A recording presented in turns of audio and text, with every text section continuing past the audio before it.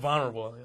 Welcome, ladies and gentlemen, to the Wednesday edition of PWR Daily. Damian Nelson sitting alongside the other black man here on Pro Wrestling Report, Carl Wesley Love Jr. Why has it always got to be about black and white? I don't know. We're trying to get on BET. You're trying to get on BET. I'm not sure I'd make it. Just saying. One of us make it, I don't think so. It's Email Wednesday, and let's hit the ground running. Ryan from jolly old London, England. That's, across the pond. Writes in, what about Kenny is the subject. I was thinking about the perfect way to put both Kenny Dykstra and the Intercontinental title. How would a match between Jeff Hardy and Kenny Dykstra where Kenny wins the title? Then he goes on to face with Shawn Michaels at WrestleMania. To me, this would really show Kenny's ability and will make the IC title famous again for exciting wrestling. What do you think? Well, Ryan from London, England, I am not sure what Kenny can bring to the table in a long professional wrestling match, especially up against the legendary Shawn Michaels. I know what Jeff Hardy can bring to the table, and remember, back before Jeff's 3-year hiatus from WWE, that was a long talked-about match. Jeff Hardy versus Shawn Michaels. Jeff Hardy, some saw as a young Shawn Michaels. Kenny Dykstra, we've seen some great moves, some great athleticism, certainly some great mic skills and some great in-ring talent from him, but I have yet to see Kenny in a good singles contest, and I think we need that before we can answer this question effectively. Carl agrees.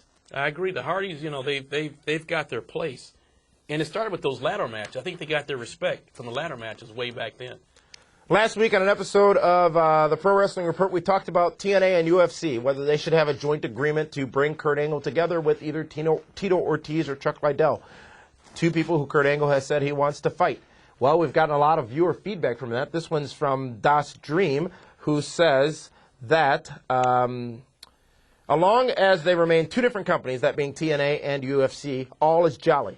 If they join forces like WWE and Pride may be planning on doing, then no. Kurt Angle versus Tito Ortiz would be better than Kurt versus Liddell, as it would be the American hero versus the Mexican hero. What about the Canadian hero? However, I like Kurt Angle, but I am more than afraid to see this fight. Notice I said fight and not match, of course. Because other than wrestling, what does Kurt Angle know how to do?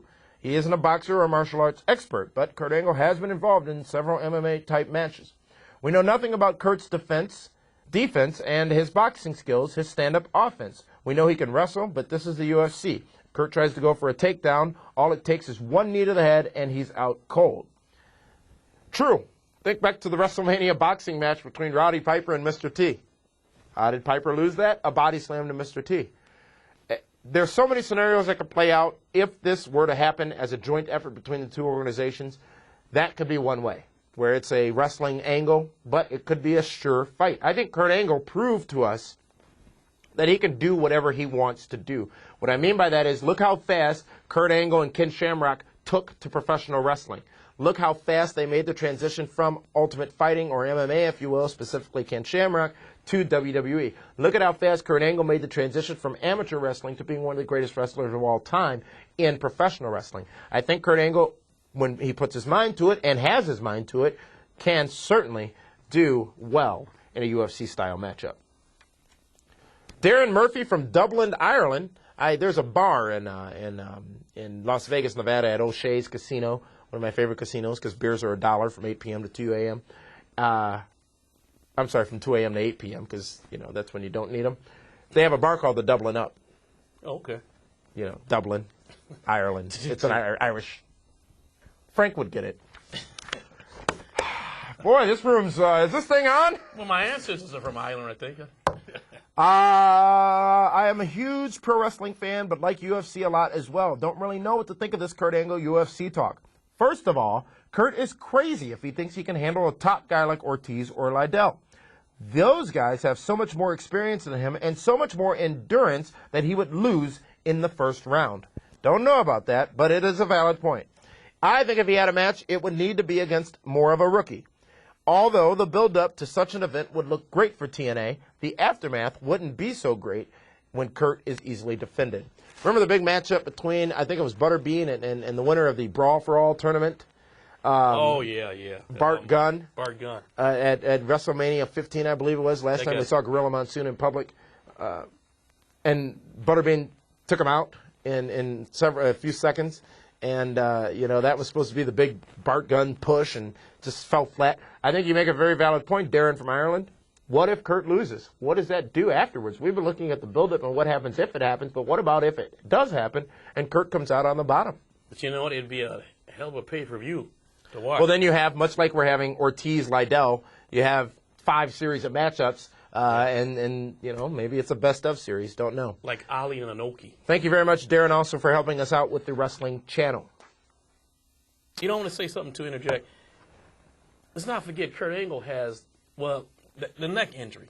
He has that neck injury that he had before. So neck, knees, arms. He's kind of out of it, and he's not really. I think I'm as big as Kurt Angle now. He has just shrunk so dramatically since his debut in professional wrestling in 1996. Not that size matters, as Meathead would tell you, but it is certainly a noticeable difference in Kurt's strength and potential when he came into the business and his participation in the business now. One final email about that talk between TNA and UFC comes from Kyle of Halifax, Nova Scotia, over on the eastern tip of Canada. Halifax hosting one of my favorite moments in wrestling when Bret Hart and Vince McMahon got into it at ringside, and Bret grabbed Vince, pulled his jacket over his head, started beating on him, and JR tried to break it up, and it was just chaos in Halifax, Nova Scotia. And I can't find that footage anywhere. I love that moment so much. I think it was back in 96 or 97, but I digress. Kyle says, I'm both a big wrestling fan within reason, as well as a big mixed martial arts fan. Also, I've competed in hardcore independent shows in my area, as well as underground cage fights. So we've got a fighter here in Nova Scotia, Canada. I think handled the right way, seeing Kurt Angle compete in a contest against a professional fighter would be vastly entertaining and has all the reasons to be successful. At the same time, depending on who he's matched against, it could be a big mistake on account of his personal well-being. I'd love to see him and Ortiz go at it because they have great wrestling, and I would think that Kurt would use a similar ground and pound style. However, if he were to clash with a Chuck Liddell, I regrettably feel as though not only would it be embarrassing for him, but that he'd end up looking like mass transit at the end of it. Although I'd never imply that Angle is someone anyone could just blow through. He's a tough individual either way. I think it could work and would personally like to see him in a mixed martial arts situation. Kyle from Halifax, Nova Scotia, very well written. I don't think much more comment need to be said about that. And thank you very much for that email. We have a couple of more here. We're going to pick and choose as we're running out of time. Michael from New Jersey says, what do you think the impact would be on TNA, no pun intended, if they were to sign Goldberg, Carl Love? Oh, that would bring the ratings up. That would bring. Do you think they can get the track from WWE, who now owns it from WCW, when they Goldberg, Goldberg? But I would love to see Goldberg come back. I was going to say why? Well, another guy who can pop the crowd. He's just got that reputation. Past tense. Yeah. Hey, remember? You've always been a Goldberg hater, I think. You've been true to the game. I give you that much credit. I was never a fan of his professional wrestling skills. I've noticed that. Back since 1998. That's true. I was never a fan of his professional wrestling skills. I think he's a great performer. Yes. I think they pushed him. They pushed him a lot. He was to the moon, damn it! Yeah. Thank you very much for that, Michael from New Jersey. Michael probably never pumped his own gas before his life. They don't do that in New Jersey. It's all full service out there.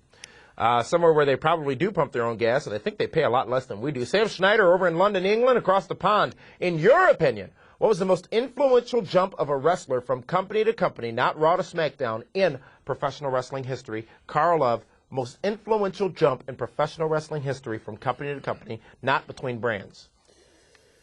Wrestler? I think when the Hulkster went to WCW. He became the bad guy. He dyed the beard and everything.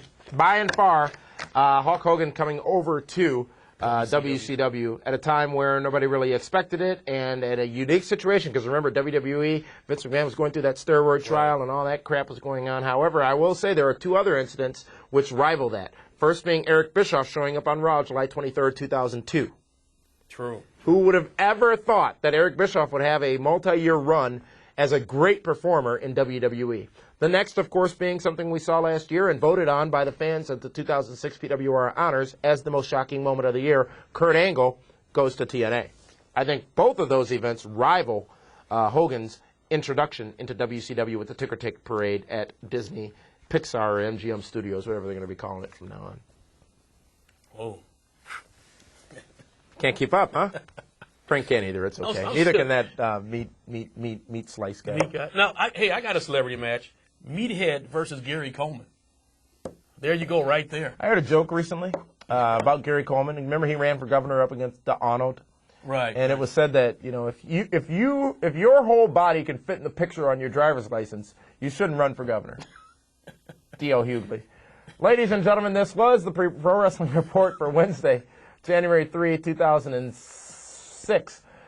Just so you 7, actually. Welcome to the new year. There will be limited editions of the Pro Wrestling Report available next week, as I will be traveling in Dallas, Texas, and not available to tape shows. So check on over to PWRshow.com to get all the latest updates. And remember, the only way to really know when there's a new episode of PWR is available is to become a subscriber on YouTube, because it's absolutely free, and you get an email every time we publish new episodes.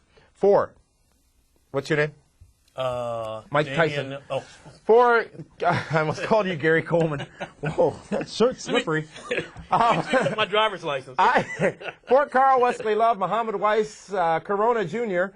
This is Damian Nelson signing off for the Pro Wrestling Report Wednesday edition. Thank you very much for your emails. We'll see you this week on the Pro Wrestling Report.